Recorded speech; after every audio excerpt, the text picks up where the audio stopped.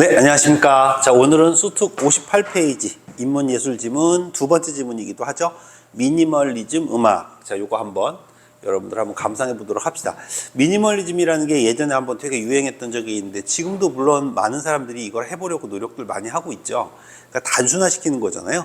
그래서 이렇게 단순화시켰을 때 훨씬 더 생활이 또 편안해지고 윤택해진다는 뭐 그런 느낌의 개념이라고 생각하시면 되는데, 음악에서도 여러분들 마찬가지로 이렇게 미니멀리즘 음악이라고 하는 것 자체가 그죠? 단순하지만 굉장히 다양한 것을 경험할 수 있게 하는 음악이다. 이런 얘기가 써 있거든요. 자, 한번 저랑 같이 읽으시면서 내용 정리를 한번 해보도록 합시다. 자, 첫 번째 단락에 있는 내용은 정말 천천히 읽으시면서 정리하셔야 된다는 거 절대 잊어버리시면 안 됩니다. 첫 번째 단락을 빨리 읽으면 세 번째 단락쯤에 갔을 때 전혀 내용이 이해가 안 되고 엉켜요. 아시겠죠? 자, 첫 번째 단락 갑니다. 미니멀리즘 음악은 끊으시죠. 1960년 이후 미국에서 태동한 현대 음악의 한 흐름으로, 현대 음악이라는 말이 나온 걸 보니까 그 옛날에 있는, 그렇죠? 옛날 고대 음악하고 비교할 것 같아요. 그죠? 라몬테 형이나 테리 라일리, 스티브 라이, 필립 글래스 등이 대표적인 작곡가로 꼽힌대요. 자, 미니멀리즘이라고 하는 것을 가지고 이야기를 시작을 합니다. 자, 이들은 소수의 음영이나 단순한 패턴을 반복하는 방식으로 기존 음악의 복잡한 서사나 화성 전개를 과감히 뭐했다? 축소했다고 나오죠. 자, 그럼 축소에다 일단 동그라미 치시고요. 단순한 패턴에다가 동그라미 치시죠. 자, 그러면 이들은 소수의 음영이나, 그 음영을 보니까 주석에 뭐라고 써 있냐면 몇 개의 음이 연속하여 어떤 가락이나 악곡의 요소가 되는 음의 모양이다 이렇게 돼 있는데, 저도 음악을 잘 몰라요. 어찌됐건 제일 중요한 건 단순한 패턴을 반복하는 방식으로 축소했다는 거예요. 자, 그러면 자, 미니멀리즘의 일단 제일 중요한 핵심은 뭐죠? 단순한 패턴을 뭐 하는 거죠? 반복하는 방식으로 축소했다.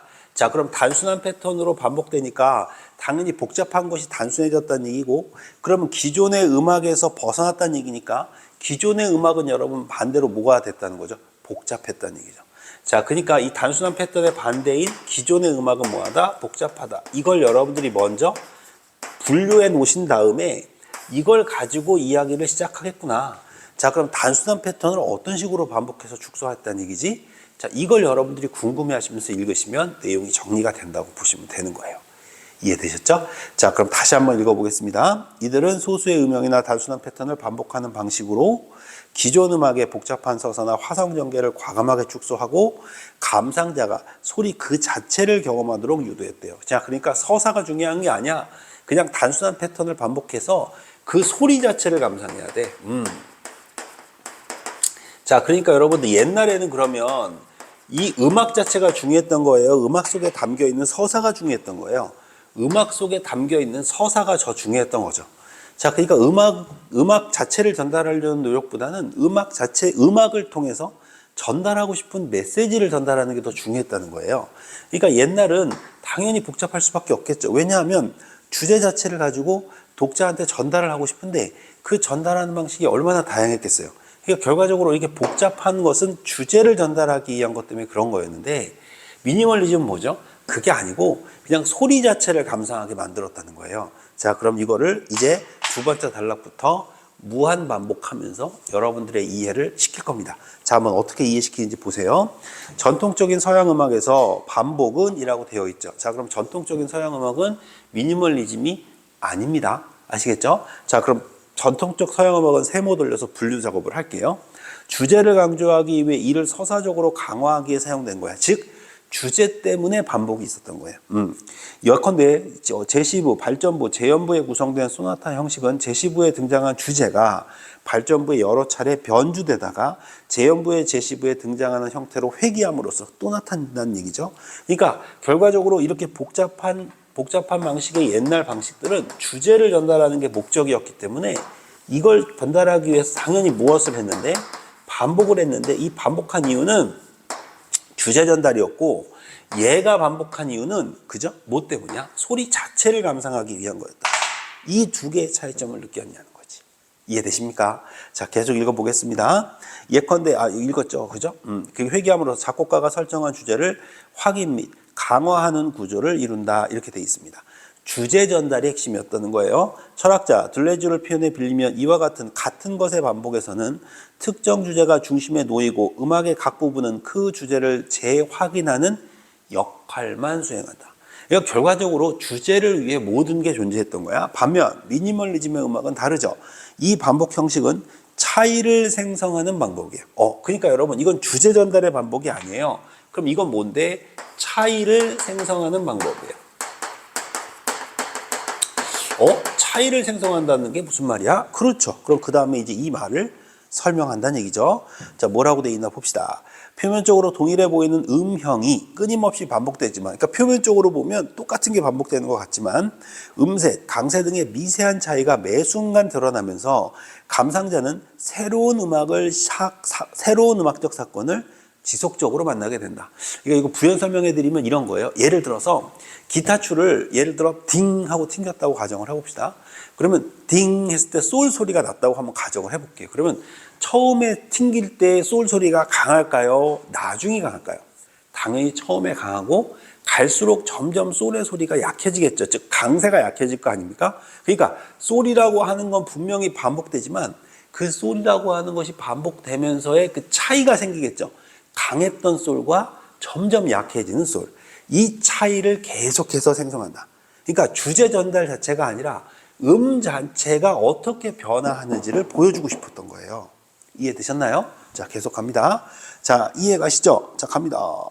표면적으로 동일해 보이는 음영이 끊임없이 반복했지만 음색이나 강세 등의 미세한 차이가 매 순간 드러나면서 감상자는 새로운 음악적 사건을 지속적으로 만나게 됩니다. 마치 천천히 회전하는 만화경에서 반복되는 패턴 속에 계속 새로운 패턴이 드러나는 것처럼. 그러니까 반복되는 것 같지만 그 속에는 계속해서 무수히 많은 새로운 패턴들이 생겨나는 거죠.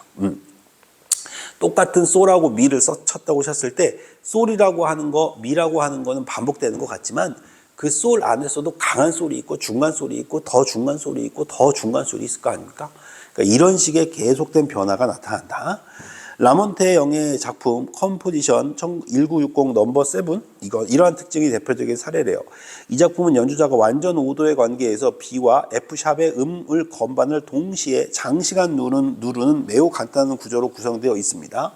완전 5도는 정수비를 갖는 음의 간격으로 동시에 울리는 두 음은 단순한 음과 다른 한 음의 조화가 아니라 그 속에 무수히 많은 배음들의 어울림이 나타난다. 이렇게 되어 있죠. 그리고 배음에 보니까 주석에 뭐라고 되어 있냐면 하나의 음을 구성하는 여러 부분 음들 중 기본음보다 높은 정수배의 진동수를 갖는다. 그럼 여러분 이거를 그냥 진동수로 표현을 한번 해보자고. 예를 들어보는 겁니다. 자, 이게 무슨 말이냐. 예를 들어서 진동이 이런 진동이 있다고 칩시다. 자, 그러면 우리가 볼 때는 요 하나밖에 없는 것 같지만 맞죠 여러분? 근데 중요한 거는 이게 처음에는 이렇더라도 나중에는 이 진동수가 조금 줄어들 때도 있고 늘어날 때도 있고 이 안에는 또 무수히 많은 진동음들이 존재하겠죠. 맞습니까? 그러니까 같은 솔이어도 무수히 많은 솔의 음이 존재한단 말이에요. 이해되시죠? 자, 이런 것들을 여러분들 이 지문에서 지금 얘기하고 있었던 겁니다. 자, 조금만 더 읽어볼까요? 두 음이 가능한 오래 지속되면서 감상자는 음 내부에 있는 배음들의 전개와 이들의 조합을 경험하게 된다. 그러니까 그 음들 사이에 무수히 많은 솔이 존재하는데 그 솔들을 다 감상하게 된다는 거예요. 다시 말해 표면적으로는 동일한 두 음이 지속되는 것처럼 보이지만 솔과 미가 지속되는 것처럼 보이지만 실제로는 매 순간 색이나 강세, 높이 등이 그 음을 이루는 배음의 구조에 의해 미묘하게 변화를 일으키면서 감상자는 음의 지속을 통해 음 내부의 배음 전개를 경험하게 된다. 다시 말하면 여러분 차이를 생성하게 된다 이 얘기죠. 그러니까 소리 자체를 감상하게 되니까 주제의 메시지가 전달한 게 중요한 게 아니라 그 소리 자체의 미세한 변화, 그 미세한 변화를 감상하게 된다. 이해되십니까? 네, 계속 갑니다. 라몬테형의 음의 지속을 통해 차이를 생성해 반복을 탐구했다면, 자, 여기까지는 이제 라몬테형이라는 사람의 탐구. 스티브 라이히는 피아노 페이지의 위상 변화를 통해 이러한 차이 생성을 더 역동적으로 구현을 했대요. 차이를 만들어냈다는 겁니다. 위상 변이가 뭐냐? 동일한 음악 패턴을 여러 악기 약간 다른 속도로 연주해서 처음에는 완벽히 일치하던 패턴이 시간이 지나면서 점차 어긋나게 만나는 기법이에요. 자, 그럼 여러분 아까는 두 음만 가지고 여러분 변화를 느끼게 했잖아요. 자, 근데 이번엔 여러분 악기가 무슨 악기예요? 여러 악기예요. 그러니까 여러 악기가 이야기를 시작하는데 그 여러 악기가 연주를 시작하는데 그 연주에 시간차를 두는 거야. 또는 변화를 주는 거야. 그러니까 얼마나 많은 차이가 생성되겠습니까? 그런 변화를 통해서 뭘 느끼게 한 거야? 차이를 생성하게 했다. 이해되십니까? 네, 계속 한번 읽어볼게요.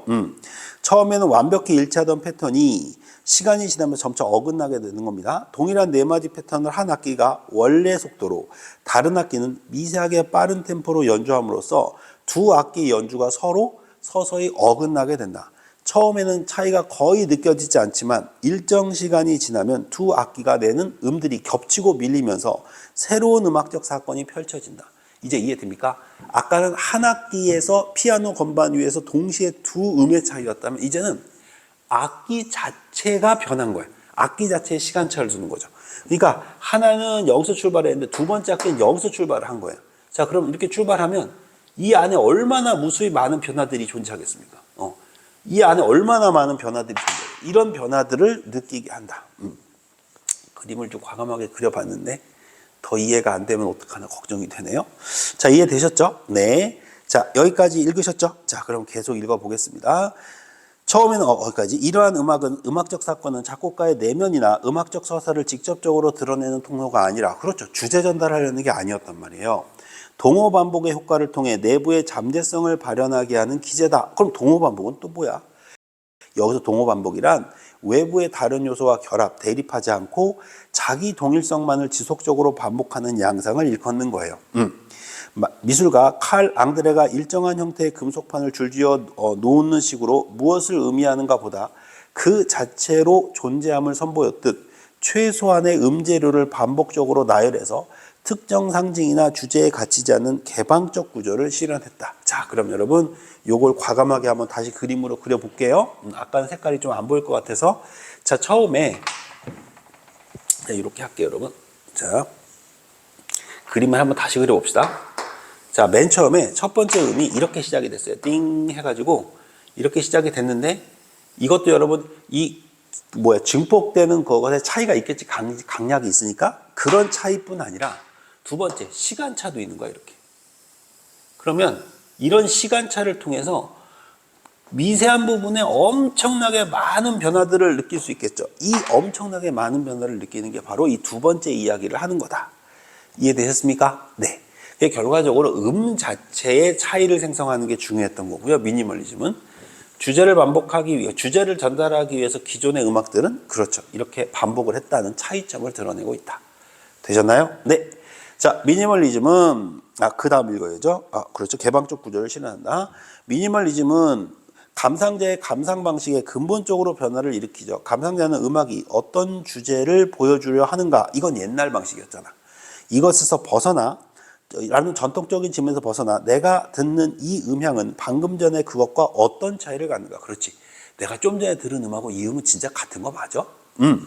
자, 음악적 경험은 전통적인 음계나 화성 구조의 틀을 넘어 음 자체의 순간순간 달라지는 변화를 직접 체감하는 내재적 과정으로 전환된다. 그러니까 감상자는 여러분 주제 파악하려고 애쓸 필요 없어요. 그냥 뭐 하는 거죠? 그 음 자체의 변화만 느끼면 되는 거야. 감상자는 작곡가가 미리 설정한 보편적 주제를 알아맞히는 수동적인 존재가 아니라고요. 그렇죠? 이게 아니라 지금 울리고 있는 음들의 강도, 미묘한 위상의 변화를 온전히 체감하는 능동적 참여자다. 이처럼 미니멀리즘의 음악은 동일한 것을 반복시키는 표면적 단순함 속에서 분명히 표면적인 것들에 대한 단순한 반복 맞죠? 이 단순한 패턴의 반복 속에서 끊임없이 차이를 생성하는. 그렇죠. 근데 이 반복 속에서 차이가 있는 거야. 그러니까 말이 앞뒤가 안 맞잖아. 그러니까 역설적 작법이다라고 써놓은 거예요. 이런 역설적 작법을 통해 전통 음악이 유지해온 옛날 음악이 유지해온 주제 중심적 서사를 과감하게 해체한다. 주제 전달 자체가 중요한 게 아니라는 거죠. 음 자체를 감상자가 온전히 누리고 느낄 수 있게 해야 한다. 미니멀리즘의 음악은 음악이란 무엇인가라는 물음에 대해 여기까지 읽고 저는 이런 생각이 들더라고요. 그럼 미니멀리즘은 왜 미니멀리즘이었을까? 똑같이 반복하는 건 똑같은데 주제를 뺐구나. 가장 무겁다는 그 주제를 빼버렸구나. 그러니까 미니멀리즘이네. 즉 미니멀리즘의 음악은 무엇이 빠진 음악이다? 주제가 빠진 음악이다. 이래서 미니멀리즘 음악이라고 했구나 라고 생각이 들었어요. 음악이란 고정된 구조를 재현하는 매개체가 아니라, 그렇죠, 주제를 전달하는 매개체가 아니고요, 그 순간에 발생하는 미세한 차이들을 감상자 각자가 경험하도록 여지를 열어두는 미적 형식이다. 정리되었습니까? 네, 이렇게 되면 여러분 미니멀리즘 음악이 다 정리가 된 거예요. 자, 그럼 이 상태에서 이제 밑에 있는 1번부터 문제를 풀어보지요. 1번입니다. 미니멀리즘의 음악에 대한 이해로 적절하지 않은 겁니다. 미니멀리즘 음악은 작품의 주제가 감상자에게 전달되는 것보다, 그렇죠, 이게 중요한 게 아니니까 감상자의 감상 경험 자체를 중시하고요. 미니멀리즘 음악은 단순한 음역이나 패턴의 반복은 소리 자체의 순간적 변화, 그렇죠, 소리 자체의 변화를 드러내기 위한 거고요. 미니멀리즘은 무엇을 의미하는가 보다 그 자체를 존재함을 중시하고요. 맞죠? 특정 상징이나 주제를 전달하려는 게 아니라고요. 주제 전달이 아니라고요. 정답은 3번. 너무 선명하게 잘 보이죠? 밑에 있는 선택지 4, 5번은 한번 여러분들이 읽어보시기 바랍니다. 자, 2번입니다. 기억과 니은에 대한 이해라고 되어 있는데, 기억은 뭐냐면 같은 것의 반복이고요. 니은은 차이를 생성하는 반복입니다. 맞죠, 여러분? 그럼 같은 것을 반복하는 건 여러분 이건 주제 전달하는 반복이고요. 니은은 미니멀리즘 음악이었습니다. 그러니까 정답은 1번. 주제를 강조하는 건 기억, 표면적 동일성 속에서 미세한 음향적 차이를 지속적으로 생성하는 건 니은. 그 정답은 1번이다. 자, A와 B에 대한 설명인데 요게 좀 까다로웠을 것 같긴 해.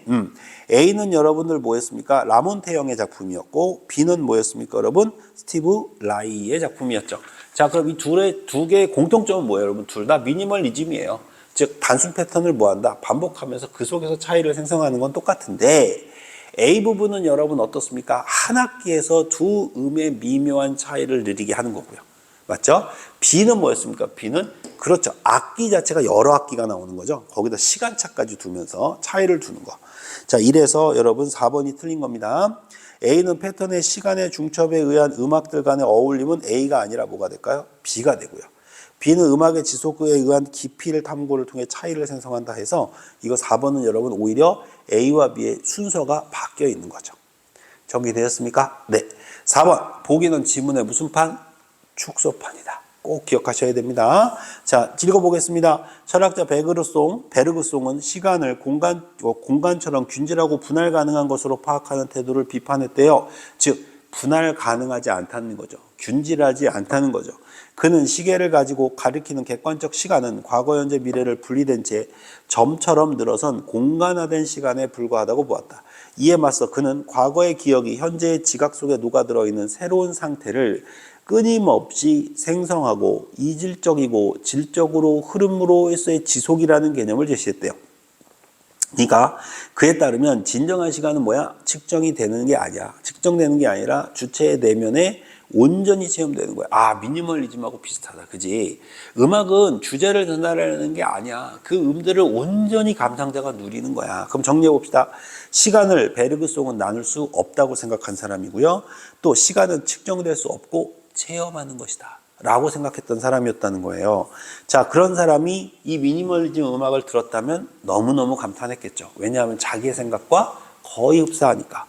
그래서 여러분 1번 미니멀리즘 음악이 보편적 주제의 재현을 거부하는 것은 너무 잘했다고 하겠죠.